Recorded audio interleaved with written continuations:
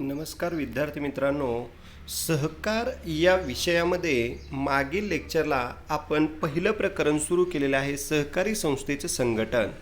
त्यामध्ये संघटन रचना, सहकारी संस्थेच्या सभासदामध्ये संघटन रचनेमध्ये सभासद हा पहिलाच घटक आपण अभ्यासतो आहे. त्यामध्ये सुरुवातीला आपण सभासदाची व्याख्या, सभासदांचा या ठिकाणी पात्रता, सभासदांचे अधिकार हे मुद्दे मागील लेक्चरला अभ्यासले आहेत. आता सभासद म्हणजे परत एकदा सांगतो मी तुम्हाला, या ठिकाणी तुम्ही व्यवस्थित लक्ष द्या.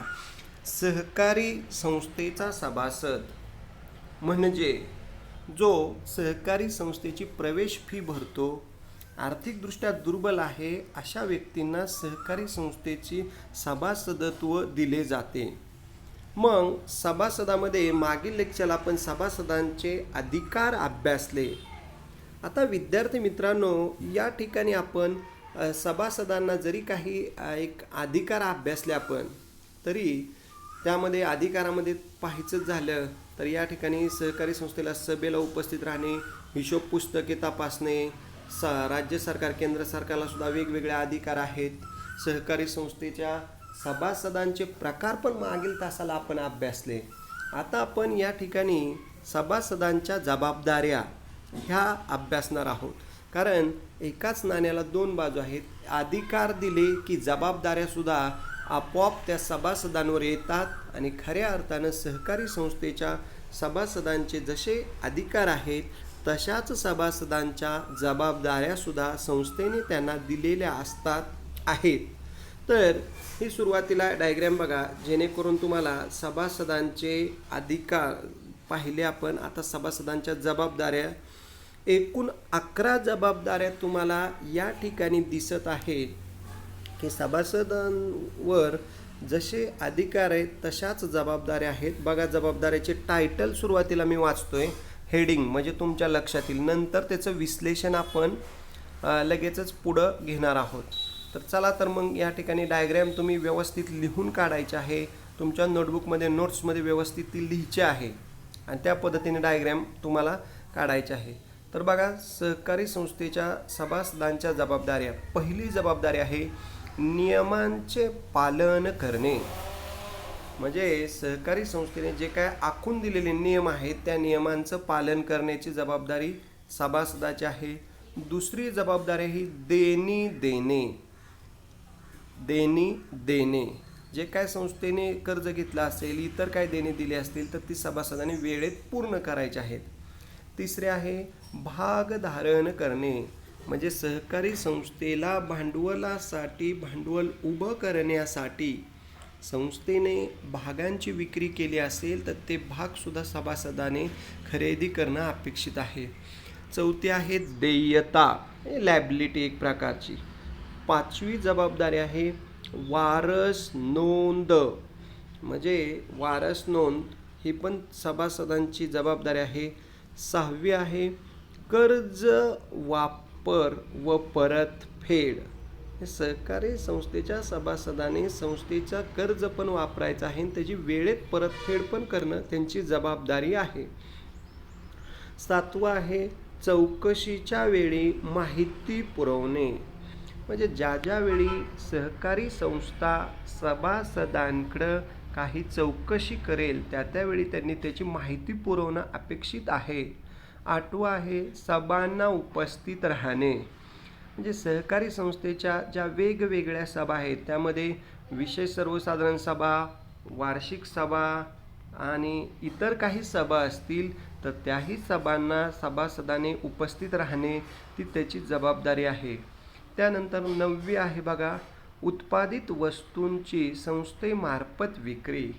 ज्या काय आपल्या सहकारी संस्था खरेदी विक्री संघ असतील, उत्पादित सहकारी संस्था असतील, त्या सहकारी संस्थेच्या मालाची विक्री, उत्पादनाची विक्री सभासदाची जबाबदारी आहे करण्याची, ती त्याच्या संस्थेने टाकलेली जबाबदारी आहे. आणि त्यानंतर 10वी जबाबदारी आहे नुकसान भरपाई. जर का सहकारी संस्थेला काही नुकसान झालं तर ती नुकसान भरपाईसुद्धा भरून देण्याची जबाबदारी सभासदाची आहे. कारण सभासदामुळं जर संस्थेला काही नुकसान झालं तर ती नुकसान भरपाईसुद्धा सभासदानं करणं अपेक्षित आहे. आणि शेवटची जबाबदारी संस्थेचे हित जोपासणे. सहकारी संस्थेच्या सभासदाची ही सुद्धा जबाबदारी आहे की सहकारी संस्थेचं हित लक्षात घेऊन सहकारी संस्थेच्या हितासाठी काम करणं आणि सहकारी संस्थेच्या हित जोपासण्यासाठी खऱ्या अर्थानं प्रयत्न करणं. तर विद्यार्थी मित्रांनो, एकूण या 11 जबाबदाऱ्या सभासदावर सहकारी संस्थेने दिलेल्या आहेत, त्या व्यवस्थित पार पाडणं खऱ्या अर्थानं सभासदाची जबाबदारी आहे. तर हे डायग्रॅम पाहिल्यानंतर आपण आता प्रत्येक पॉईंटचं विश्लेषण या ठिकाणी पुढच्या स्लाईडला बघणार आहोत. म्हणजे तुमच्या लक्षात येईल की कशा पद्धतीने प्रत्येक जबाबदारीमध्ये काय काय आहे. चला तर मग या ठिकाणी पुढची स्लाईड आपण अभ्यासूया. बघा आता सभासदांच्या जबाबदाऱ्या. पहिली जबाबदारी आहे नियमांचे पालन करणे. म्हणजे सहकारी संस्थेच्या कायद्याचं 1960च्या कायद्याचं पालन करणे, नियम व पोटनियम इतर नियमांचे सुद्धा पालन करण्याची जबाबदारी सभासदाची आहे. जे काय सहकारी संस्थेने कायद्यामध्ये नियमावलीमध्ये नियम सांगितले असतील त्या नियमांना अनुसरूनच सभासदाने काम करणं अपेक्षित आहे. दुसरी जबाबदारी आहे देणी देणे.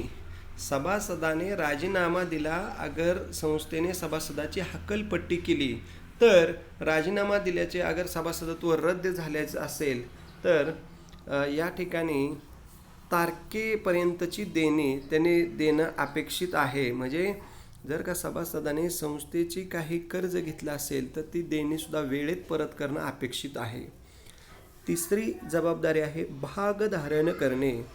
म्हणजे या ठिकाणी सहकारी संस्थेचं भाग भांडवलाच्या 1/5पेक्षा अधिक भाग भांडवल धारण करता येत नाही, परंतु राज्य सरकार जिल्हा परिषद यांना हे बंधन नसते. यास ते अपवाद आहेत.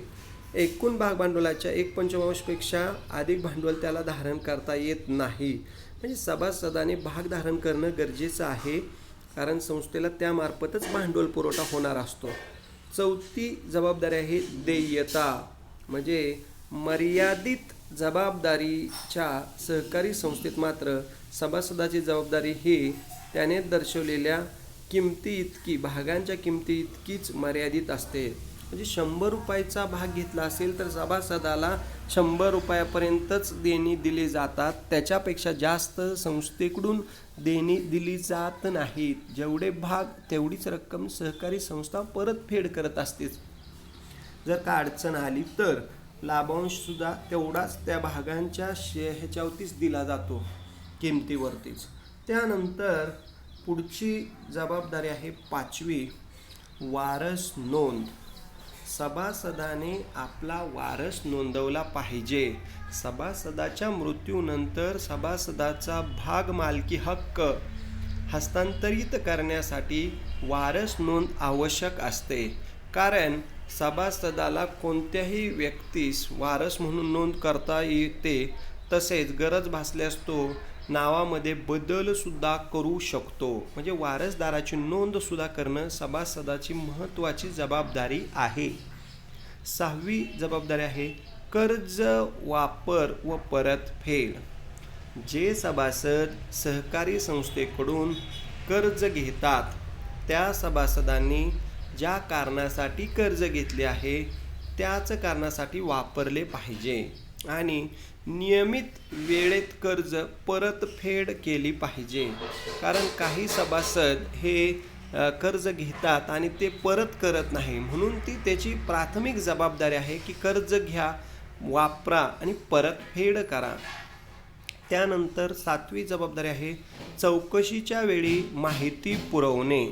निबंधकाने सहकारी संस्थेची चौकशी केल्यास आवश्यक माहिती पुरविण्याची जबाबदारी सभासदाची असते.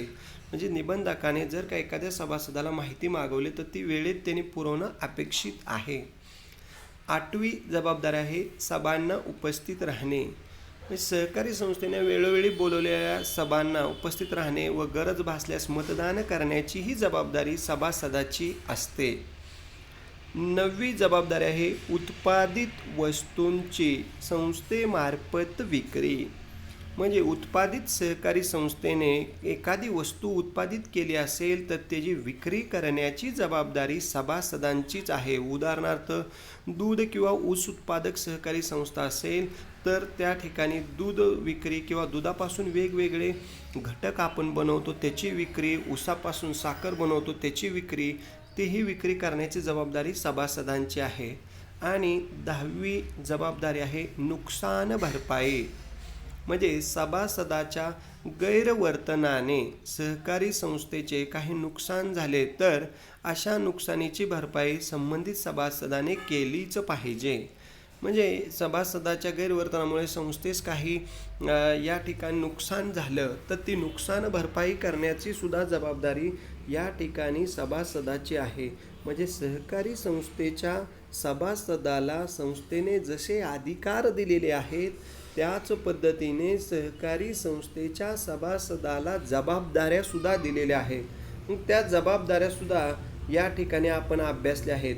तुम्ही काय करायचं आहे, पॉईंट टाकून 1-2 ओळी विश्लेषण लिहून त्याच्या नोट्स पण काढणं वेळोवेळी अपेक्षित आहे. म्हणजे या ठिकाणी तुम्हाला तुमच्या नोट्ससुद्धा तयार होतील आणि त्या पद्धतीने तुम्ही लेक्चर झालं की नोट्सचासुद्धा या ठिकाणी नोट्ससुद्धा कंप्लीट करायचे आहेत. बघा परत एकदा आपण सभासदांच्या जबाबदारीचे नुसते मुद्दे अभ्यासू. पहिलं आहे नियमांचे पालन करणे, दुसरं आहे देणी देणे, तिसरं आहे भाग धारण करणे, चौथी जबाबदारी आहे देयता, 5वी जबाबदारी आहे वारस नोंद, 6वी जबाबदारी आहे कर्ज वापर व परतफेड, 7वी जबाबदारी आहे चौकशीच्या वेळी माहिती पुरवणे, 8वी जबाबदारी आहे सभांना उपस्थित राहणे, 9वी जबाबदारी आहे उत्पादित वस्तूंची संस्थेमार्फत विक्री, 10वी जबाबदारी आहे नुकसान भरपाई आणि 11वी जबाबदारी आहे संस्थेचे हित जोपासणे. म्हणजे एकूण सभासदाच्या 11 जबाबदाऱ्या आपण अभ्यासल्या. तर विद्यार्थी मित्रांनो, आता तुम्हाला परीक्षेमध्ये विचारला जाणारा प्रश्न तो एकदा व्यवस्थित ऐका. तो प्रश्न लिहून घ्या वाटलं तर. कोणता प्रश्न आहे की प्रश्न हा 10 मार्कला किंवा 5 मार्कला विचारला जातो की सभासद म्हणजे काय, क्वेश्चन मार्क, सभासदांचे अधिकार आणि जबाबदाऱ्या लिहा. असा 10 मार्काला बोर्डाच्या क्वेश्चन पेपरमध्ये प्रश्न विचारलेला आहे. त्यामुळं तुम्ही काय करायचं आहे की या अधिकार आणि जबाबदाऱ्या या टॉपिकमधल्या व्यवस्थित पाठच करून ठेवायच्या आहेत. सतत वाचायचं आहे. म्हणजे तुमचं या ठिकाणी पूर्ण तयारी होऊन जाईल आणि खऱ्या अर्थानं तुमचं प्रॅक्टिस पण होईल. त्यासाठी काय करायचं आहे, नोट्स पण व्यवस्थित लिहा. काही शंका असतील तर वेळोवेळी विचारत चला. म्हणजे खऱ्या अर्थानं तुम्हाला या पहिल्या प्रकरणामध्ये सहकारी संस्थेचे संघटन यामध्ये आपण सभासद अभ्यासला. सभासदाचा अर्थ, व्याख्या, सभासदाचे पात्रता, सभासदांचे प्रकार, सभासदांचे अधिकार आणि सभासदांच्या जबाबदाऱ्या अशा एकूण 5 घटकांचा अभ्यास सभासदाच्या रिलेटेड आपण केलेला आहे.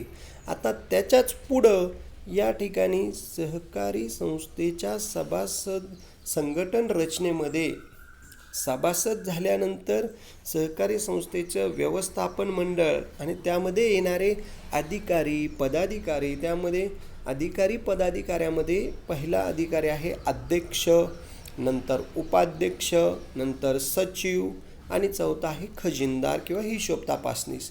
या पद्धतीने खजिनदार या पद्धतीने आपल्याला 4 अधिकारी आणि पदाधिकाऱ्यांचा सुद्धा अभ्यास याच पहिल्याच प्रकरणात करायचा आहे. म्हणजे पहिले प्रकरण अभ्यासत असताना आत्तापर्यंत आपण सभासद अभ्यासला आहे. तुम्ही या ठिकाणी व्यवस्थित नोट्स पण काढायचे आहेत जेणेकरून तुम्हाला व्यवस्थित लेक्चर झालं की त्या वेळेला तुमच्या नोट्स मिळतील आणि तुम्ही त्या पद्धतीने त्या नोट्स कंप्लीट करून वेळेत आपल्या पहिल्या प्रकरणाची पूर्ण तयारी करणं अपेक्षित आहे. तर चला तर मग विद्यार्थी मित्रांनो, आज आपण सभासदांच्या जबाबदाऱ्या हा घटक अभ्यासलेला आहे. पुढील लेक्चरला आपण नेक्स्ट घटक अभ्यासणार आहोत. त्याचीसुद्धा या ठिकाणी उजळणे आपण घेणार आहोत.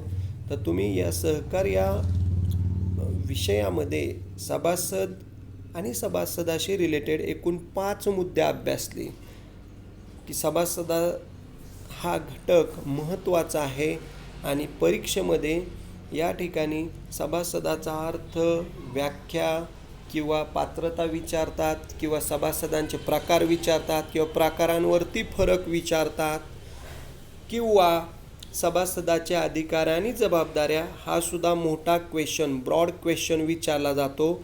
जेणेकरून या ठिकाणी तुम्हाला या ब्रॉड क्वेश्चनमध्ये वेगवेगळे पॉईंट अभ्यासायचे आहेत आणि त्या पॉईंट लिहून डायग्रॅम काढून मग त्याचं विश्लेषण या ठिकाणी तुम्हाला लिहायचं आहे. तर आज आपण सभासदांच्या जबाबदाऱ्या पाहिल्या, ते या ठिकाणी आपण हा भाग अभ्यासलेला आहे. तुम्ही सहकारचं पुस्तक डाउनलोड करा, त्यामधून काही या नोट्स काढा किंवा चालू लेक्चरमध्ये सुद्धा काही पॉईंट लिहिले, ऐकत व्यवस्थित नोट्स काढल्या तरी या ठिकाणी तुमची नोटबुकसुद्धा कंप्लीट करणं अपेक्षित आहे. ठीक आहे, थँक्यू. राहिलेला भाग आपण नेक्स्ट लेक्चरला अभ्यासणार आहोत. त्यामध्ये अध्यक्ष, उपाध्यक्ष, सचिव आणि या ठिकाणी हिशोब तपासनीस किंवा खजिनदार हे अभ्यासणार आहोत. ठीक आहे, या ठिकाणी आपण आज थांबत आहोत. राहिलेला भाग हा आपण नेक्स्ट लेक्चरला अभ्यासणार आहोत. थँक्यू.